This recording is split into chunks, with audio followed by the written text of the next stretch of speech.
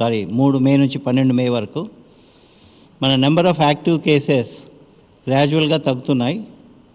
మనకి దాదాపు 3వ తేదీన 1062 ఉంటే అవి 1093, 1094 వెళ్ళి అప్పటి నుంచి ఈరోజు 949 వచ్చాయి, 949.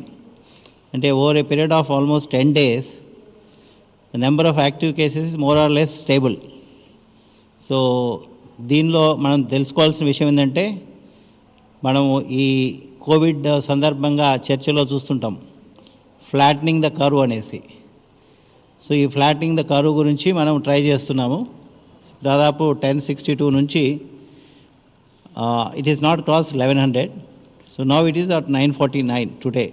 ఈరోజు డిశ్చార్జెస్ చూస్తే సుమారుగా 58 అయ్యాయి.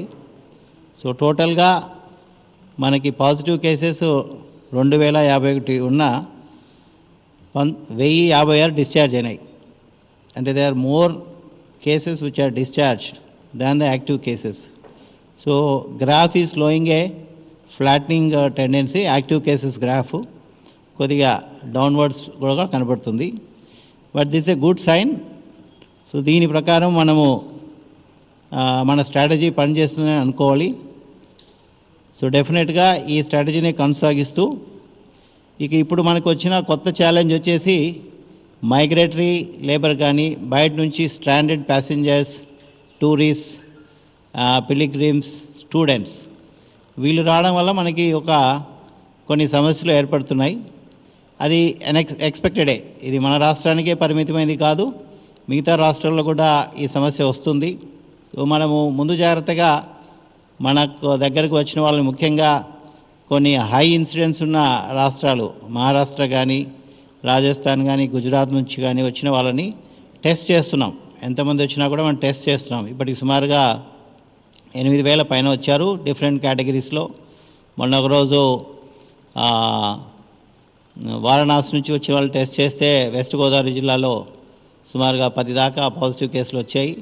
వీళ్ళందరూ అదృష్టం ఏంటంటే వీళ్ళందరూ మనం ఇంకా ఊర్లకు పంపించలేదు, క్వారంటైన్ సెంటర్లోనే పెట్టాము. అదే రకంగా మొన్న కర్నూలుకి, అనంతపూర్కి సుమారుగా కర్నూలుకి ఒక 240 మంది, అనంతపూర్కి ఒక 655 మంది కళ్యాణి అనేసి బాంబే సబర్బ్ నుంచి వచ్చారు. సో టెస్ట్ చేస్తే కర్నూలులో 240కి గాను 37 మంది పాజిటివ్ వచ్చారు. సో అది వాళ్ళంతా కూడా క్వారంటైన్ సెంటర్లో ఉన్నారు. అవి మనము ఈరోజు వచ్చింది కాబట్టి మనం ఇంకా మన స్టేట్ బులెటిన్లో ఇవ్వలేదు. ఈ 37 మహారాష్ట్ర నుంచి వచ్చిన వాళ్ళ దగ్గర పాజిటివ్ అయ్యారు. వాళ్ళని క్వారంటైన్లోనే ఉంచాం కాబట్టి అక్కడ క్లస్టర్సు, యాక్టివ్ క్లస్టర్సు, క్లస్టర్ కంటైన్మెంట్ చేయాల్సిన అవసరం ఉండదు అక్కడ.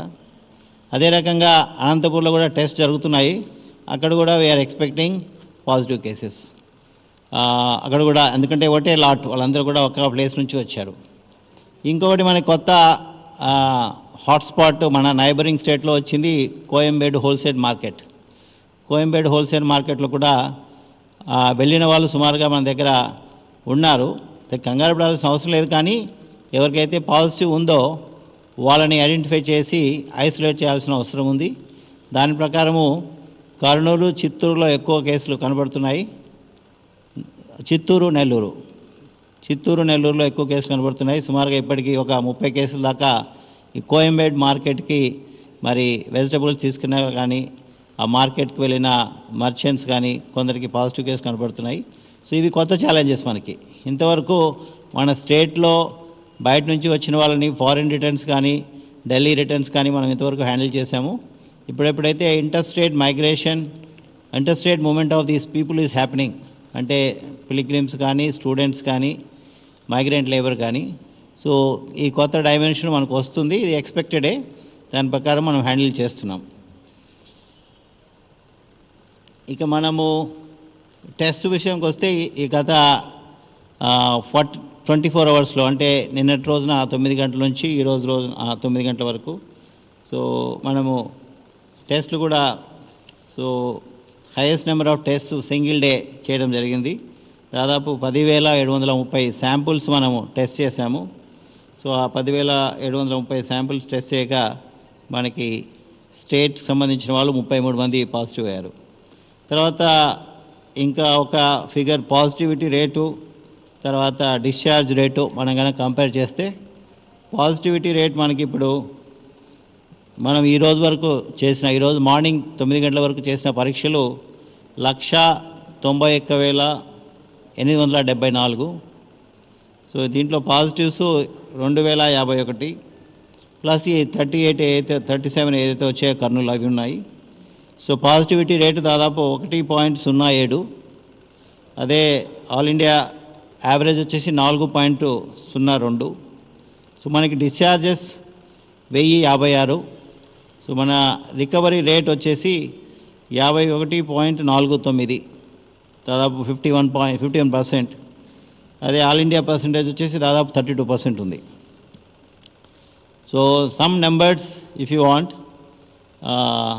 Number of test per million. So మనం చూస్తే ఇంతవరకు 191,874 టెస్టులకు గాను మనకుండే పాపులేషన్కి టెస్ట్ పర్ మిలియన్ 3,593. ఇది among the states is the highest, and Tamil Nadu is second ఎత్తో 3,293, followed by Rajasthan.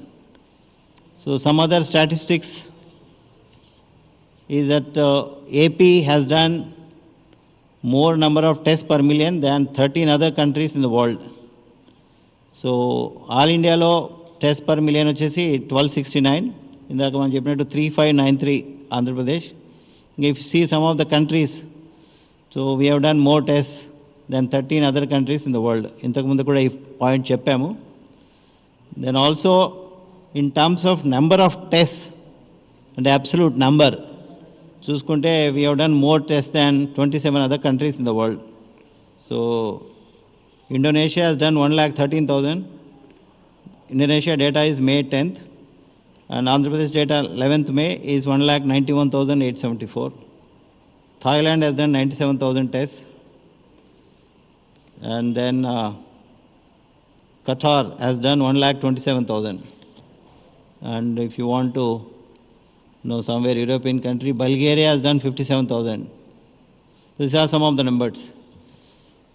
That's about some statistics. But ఇప్పుడు మన టెస్టింగ్ యొక్క ఫోకస్ వచ్చేసి అపార్ట్ ఫ్రమ్ మన పాజిటివ్ కేసులు ఐడెంటిఫై చేయడంతో పాటు హై రిస్క్ కేటగిరీ మన క్లస్టర్లో ఏదైతే ఉన్నాయో కంటైన్మెంట్ క్లస్టర్స్లో హై రిస్క్ కేటగిరీ అంటే 60+ ఏజ్ గ్రూప్. ఇన్ఫ్యాక్ట్ మనము మన ఓల్డ్ ఏజ్ పీపుల్ని మనం ప్రొటెక్ట్ చేసుకోవాల్సి ఉంటుంది, రక్షించుకోవాల్సి ఉంటుంది. అది మనము దీని గురించి పబ్లిసిటీ కూడా ఇస్తున్నాము. So let us protect all our old age people, grandmothers, grandfathers. So 60+ కేటగిరీని స్పెసిఫిక్ ఫోకస్గా పెట్టుకొని టెస్ట్ చేస్తున్నాము. అదే రకంగా 50+ ఏజ్ గ్రూప్లో కోమార్బిడ్ కండిషన్స్, కోమార్బిడిటీ అంటే మనకు ముఖ్యంగా ఈ కోవిడ్ కంటెక్స్లో hypertension, diabetes, kidney problems, heart diseases, and then COPD అంటే పల్మనరీ రెస్పిరేటరీ డిసీజెస్. ఈ 5 కేటగిరీస్ వాళ్ళు they are high risk category. So వీళ్ళని ప్రధానంగా ఫోకస్ పెట్టుకొని టెస్ట్ చేస్తున్నాము. ఇప్పుడు టెస్ట్ పర్పస్ వచ్చేసి ఈ హై రిస్క్ కేటగిరీ టెస్ట్ చేయడంలో వాళ్ళని కూడా మనం అర్లీగా ఐడెంటిఫై చేయగలిగితే పాజిటివ్ కేసెస్ని వాళ్ళ మోర్టాలిటీ తగ్గించవచ్చు, అంటే డెత్ రేట్ తగ్గించవచ్చు. దాని గురించి ఈ కేటగిరీస్ని ఫోకస్ పెట్టుకొని కలెక్టర్స్కి అందరికీ ఆదేశాలు ఇచ్చాము. Apart from identifying the positive cases in normal, ఎందుకంటే యంగ్స్టర్స్లో ఈ డిసీజ్ వచ్చినా కూడా మైల్డ్ సిమ్టమ్స్ ఉంటాయి, వాళ్ళలో మోర్టాలిటీ తక్కువ ఉంది. కాబట్టి మనం పాజిటివ్ కేసెస్ హై రిస్క్ కేటగిరీలో తొందరగా ఐడెంటిఫై చేయగలిగి వాళ్ళని ఐసోలేట్ చేసి హాస్పిటలైజ్ చేయగలిగితే మనము ఈ వీళ్ళలో మరణాల శాతాన్ని తగ్గించవచ్చు. సో అది ఫోకస్గా ఇప్పుడు టెస్టింగ్ జరుగుతుంది. ఇంకొకటి, ఈ టెస్టింగ్లో ప్లాస్మా థెరపీ గురించి విని ఉన్నారు మీరందరూ. సో 2 హాస్పిటల్స్లో ప్లాస్మాను కలెక్ట్ చేస్తున్నాము. ఇది ఎథికల్ కమిటీ కూడా క్లియర్ చేసింది. సో ఇది ఎనీ ఎమర్జెన్సీ కేసులో, ఎక్స్ట్రీమ్ ఎమర్జెన్సీస్లో, so it's not a clinical trial, it's emergency కేసెస్లో మనము దీన్ని వాడచ్చు. ఈ రోజున స్విమ్స్ తిరుపతిలో 3 పేషెంట్స్ నుంచి ప్లాస్మాను కలెక్ట్ చేశారు.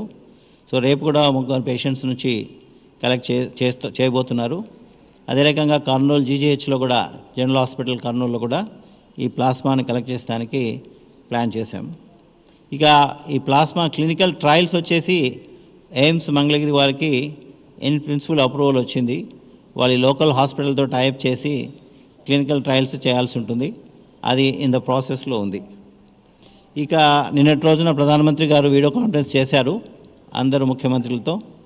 సో అందులో ప్రధానమంత్రి గారు సూచించింది ఏంటంటే, ప్రతి రాష్ట్రం కూడా ఈ 17 తర్వాత ఏ రకంగా ఉండాలి అని చెప్పి ఒక ఎగ్జిట్ ప్లాన్ తయారు చేసుకోమన్నారు. డిఫరెంట్ యాక్టివిటీస్ ఆల్రెడీ మరి 2-3 సార్లు లాక్డౌన్లో రిలాక్సేషన్స్ ఇస్తూ వచ్చింది నేషనల్ గవర్నమెంట్ కూడా.